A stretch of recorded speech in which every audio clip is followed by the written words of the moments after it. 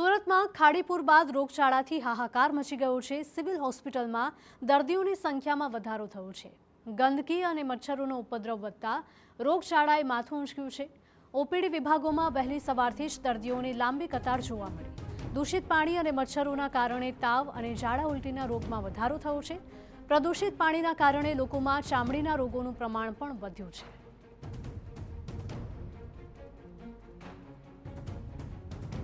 અને આ વાતાવરણના લીધે આ બધું હાથ પગ દુખે, શરદી થાય, ખાંસી થાય, એના માટે એ લોકો આવે છે। તો આડાજન પાલ આવા હા જરાક ખાંસી આવે, શરદી થાય, હાથ પગ દુખે, આ બધું આવે 8 દાડા થઈ જશે। મહત્વનું છે કે રોગચાળામાં વધારો થતાં સિવિલ હોસ્પિટલમાં 13 જુલાઈએ 551 અને 14 જુલાઈએ 507 દર્દી માત્ર ચામડીના રોગની સારવાર માટે પહોંચ્યા હતા। તો બીજી તરફ મેડિસિન વિભાગમાં 13 જુલાઈએ 953 અને 14 જુલાઈએ 906 દર્દી નોંધાતા આરોગ્ય તંત્રમાં ખળભળાટ મચ્યો છે।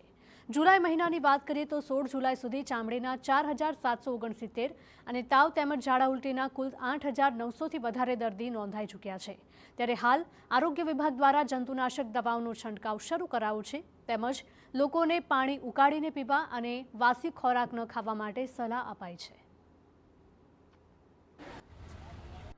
પહેલાં ચોમાસા પહેલાં આપણે વાત કરીએ તો જુલાઈ મહિનાના પહેલાં અઠવાડિયામાં મેડિસિન વિભાગમાં 700થી 750 પેશન્ટની એવરેજ રહેતી હતી। તે વરસાદના એક અઠવાડિયા બાદ આશરે 950 જેટલી થઈ હતી। એટલો વધારો જોવા મળેલો। કેટલા દિવસ સુધી આ વધારો જોવા મળે? ના, અત્યારે તો રૂટીન જે ઓપીડી પહેલાં જેટલી હતી એવરેજ એટલી જ ઓપીડી જોવા મળે છે। એમાં અત્યારે કોઈ ખાસ વધારો જોવા મળે નથી।